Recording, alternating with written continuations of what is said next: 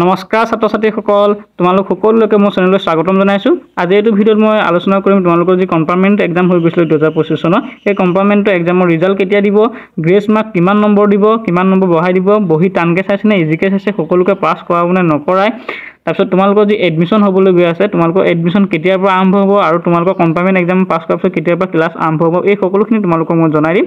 গতিকে তোমালোকে যদি মোৰ চেনেললৈ নতুনকৈ আহিছে তেতিয়াহ'লে চেনেলটো ছাবস্ক্ৰাইব কৰি লোৱা আৰু যদি ভিডিঅ'টো ভালকৈ ভিডিঅ'টো লাইক এটা কৰি দিবা। তোমালোকে বহুত কেইজনে সুধি আছে যে গ্ৰেছ মাৰ্ক কিমান দিব, গ্ৰেছ মাৰ্ক কিমান দিব আৰু মেক্সিমাম কিমান দিয়া চান্সেছ আছে সেইটো মোক সুধি আছে। চ' তোমালোকৰ গ্ৰেছ মাৰ্ক দিয়াটো বহুতকেইটা মানে কাৰণৰ ওপৰত ডিপেণ্ড কৰিব। চ' তোমালোকে যদি বেলেগ এটা ছাবজেক্টত যদি নম্বৰ পাই থৈছা বেছিকৈ, তো সেই ছাবজেক্টটোৰ পৰা নম্বৰটো কাটি আনি যিটো ছাবজেক্টত তোমালোকে ফেইল কৰিছা সেই ছাবজেক্টটো নম্বৰটো লগাই দি পেলাই ফেইল কৰা ছাবজেক্টটো তোমালোকক পাছ কৰাই দিব। এনেকৈ গ্ৰেছ মাৰ্কটো দিয়া হয়। এতিয়া তোমালোকক বহুতে সুধি আছে যে গ্ৰেছ মাৰ্কটো কিমান লগাই দিব, মানে কিমান নম্বৰ কাটি আনি পেলাই ফেইল কৰা ছাবজেক্টটো লগাই দিয়া চান্সেছটো আছে।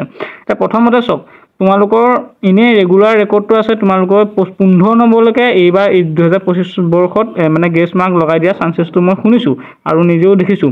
15 নম্বৰলৈকে মানে বঢ়াই পেলাই তোমালোকক পাছ কৰাই দিয়া চান্সেছটো আছে। চ' তোমালোকে ইমান টেনশ্যন কৰিব নালাগে। তোমালোকে যদি পৰীক্ষা বেয়াও কৰি থৈ আহিছে, যদি তোমালোকৰ গ্ৰেছ মাৰ্ক 10 মানো দি দিব পাৰে তেতিয়াহ'লে তোমালোক পাছ হৈ গুচি যাবা। চ' কিন্তু ডিপেণ্ড কৰিব তোমালোকে বেলেগ এটা ছাবজেক্টত নম্বৰ বেছিকৈ পাই থৈছা নে নাই থোৱা। যদি বেলেগ ছাবজেক্টতো যদি নম্বৰ নাথাকে তেতিয়াহ'লে তোমালোকক ইমান 15 নম্বৰ গ্ৰেছ দিব নোৱাৰে। চ' তোমালোকে এতিয়া গ্ৰেছ মাৰ্ক কিমান দিব সেইটো চাগে তোমালোকৰ যিমান ডাউট আছিলে সেইটো ক্লিয়াৰ হৈ গুচি গ'ল। এতিয়া তোমালোকৰ নেক্সট যিটো হ'ব বহি পেপাৰ মানে বহি ইজিকৈ চাইছে নে টানকৈ চাইছে বহুতে মোক সুধি আছে। চ' তোমালোকৰ কম্পাৰ্টমেণ্টৰ যি এক্সাম হৈ গৈছিলে সেই কম্পাৰ্টমেণ্টৰ বহিবিলাক সদায় ইজিকৈ চাই, সেইটো মনত ৰাখিবা। সদায় তোমালোকৰ কম্পাৰ্টমেণ্ট এক্সাম যিমান হৈছে চ' সকলোৱে বহিবোৰ ইজিকৈ চায়।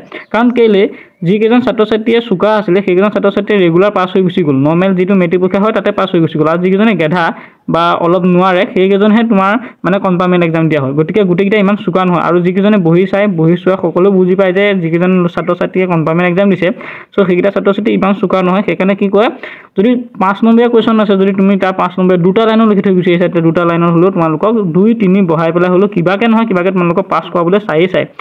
পৰীক্ষকে সদায় তোমালোকক গ্ৰেছ মাৰ্ক দি বা তোমালোকক নম্বৰ এক্সট্ৰাকৈ বঢ়াই হ'লেও যেনেকৈ হ'লেও তোমালোকক পাছ কৰাবলৈ পৰীক্ষকে চাবই। খালি তোমালোকে টেনশ্যন নকৰিবা, যদি যিমানটো কৰি আহিছা সিমানটো তোমালোকক পাছ কৰাই দিয়া চান্সেছটো আছে। চ' তোমালোকে এইটো বুজি পাই গ'লা। আৰু তোমালোকক বহুতে সুধি আছে যে এডমিশ্যন কেতিয়া ল'ব, আমি এডমিশ্যন ৰেগুলাৰ পাছ কৰাৰ লগত একেলগে পঢ়িবলৈ পাম নে বেলেগকৈ পঢ়িবলৈ পাম সুধি আছে। চ' তোমালোকৰ যেতিয়া পাছ কৰিবা, যেতিয়া ৰিজাল্টটো দিব, ৰিজাল্ট দিয়াৰ পিছত তোমালোকৰ সম্ৰাট পৰ্টেলত আকৌ ৰেজিষ্ট্ৰেশ্যন কৰিবলৈ দিব। ৰেজিষ্ট্ৰেশ্যন কৰাৰ পিছত তোমালোকে যেনেকৈ এতিয়া ৰেগুলাৰ পাছ কৰাখিনি যেনেকৈ এডমিশ্যন লৈছে তোমালোকেও তেনেকৈ এডমিশ্যন ল'ব লাগিব। আৰু তোমালোকৰ একেলগে ৰেগুলাৰ পাছ কৰা আৰু কম্পাৰ্টমেণ্টৰ পাছ কৰাখিনি 1 আগষ্টৰ পৰা ৰেগুলাৰ ক্লাছ কৰি দিয়া হ'ব। তোমালোকে ইমান টেনশ্যন ল'ব নালাগে। এতিয়া বহুতে মোক অপেক্ষা কৰি আছে চাগে এতিয়ালৈকে ৰিজাল্ট কেতিয়া দিব বুলি। চ' ৰিজাল্ট তোমালোকৰ 2025 চনৰ কম্পাৰ্টমেণ্টৰ ৰিজাল্টটো কেতিয়া দিব সেইটো কোৱাৰ আগতে তোমালোকৰ মই 2024 চনৰ যি কম্পাৰ্টমেণ্টেল এক্সাম হৈ গৈছিলে সেইটো কিমান তাৰিখে শেষ হৈছিলে এক্সামটো আৰু এক্সাম শেষ হোৱা কিমান দিনৰ পাছত ৰিজাল্টটো দিছিলে এই সকলোবোৰ তোমালোকক মই জনাই আছোঁ। চ' 2024 চনৰ 28 মে' তাৰিখে তোমালোকৰ কম্পাৰ্টমেণ্ট এক্সামটো আৰম্ভ হৈছিলে আৰু 3 মে' তাৰিখলৈকে কম্পাৰ্টমেণ্ট এক্সামটো চলিছিলে। কিন্তু তাৰ 18 দিনৰ পাছতে তোমালোকৰ যি কম্পাৰ্টমেণ্টেল এক্সাম হৈ গৈছিলে 2024 চনৰ সেইটো ৰিজাল্টটো দিছিলে। মানে পৰীক্ষা শেষ হোৱা 18 দিনৰ পাছত ৰিজাল্টটো দিছিলে। চ' এইবাৰো সেই 18 দিনমানৰ পাছতে দিয়া চান্স আছে। তেতিয়াহ'লে এইবাৰ কিমানৰ তাৰিখে পৰিবগৈ। চ' এইবাৰ তোমালোকৰ যি কম্পাৰ্টমেণ্টেল এক্সাম হৈ গৈছিলে 2025 চনত, চ' সেইটো 23 তাৰিখৰ পৰা আৰম্ভ হৈছে আৰু 29 মে' তাৰিখলৈকে গৈছে। 23 মে' তাৰিখৰ পৰা আৰম্ভ হৈ পেলাই 29 মে' তাৰিখলৈ তোমালোকৰ চলিছিলে এক্সামটো। চ' গতিকে 29 মে' তাৰিখৰ পৰা যদি মই 18 দিনো যদি লগাই দিওঁ তেতিয়াহ'লে তোমালোকৰ 17 পৰা 20 জুনৰ ভিতৰত তোমালোকৰ ৰিজাল্টটো দিয়া আছে। এবাৰ ভালকৈ শুনি লোৱা, তোমালোকৰ ৰিজাল্টটো কিমান দিনৰ পৰা কিমান দিনলৈকে দিয়া চান্স আছে। 17 জুনৰ পৰা 20 জুনৰ তাৰিখৰ ভিতৰত তোমালোকৰ ৰিজাল্টটো দিয়া চান্সেছ আছে। চ' তোমালোক ইমান টেনশ্যন কৰি নাথাকিবা, যি লিখিলা আৰু এতিয়া তোমালোকে পাছ কৰাই দিব। যদি তোমালোকৰ 2-3 কমিছে এনেই পাছ কৰাই দিব, তোমালোকে টেনশ্যন কৰিব নালাগে। কাৰণ মই অলৰেডি কৈছোঁ তোমালোকৰ বহিবিলাক ইজিকৈ চাব। প্ৰতিটো পৰীক্ষকে তোমালোকক কম্পাৰ্টমেণ্টেল এক্সাম দিয়াবিলাকক এনেও কিবা এটা মানে পাছ কৰাই দিবলৈ চায়েই। কাৰণ তোমালোক ৰেগুলাৰ দিয়া নাই ন। চ' যিহেতু তোমালোক সকলোৱে গেধা বুলি চবেই জানে, সেইকাৰণে জনাৰ কাৰণে তোমালোকক পাছ কৰাই দিবলৈ চাব। চ' তোমালোকে যদি 2টা লাইনো লিখি থৈ আহিছা এটা 5 নম্বৰ কুৱেশ্যনৰ, চ' তাতে 2টা লাইনতে তোমালোকক 3 নম্বৰ দি পেলাই 4 নম্বৰ দি পেলাই পাছ কৰাই দিবলৈ চাব।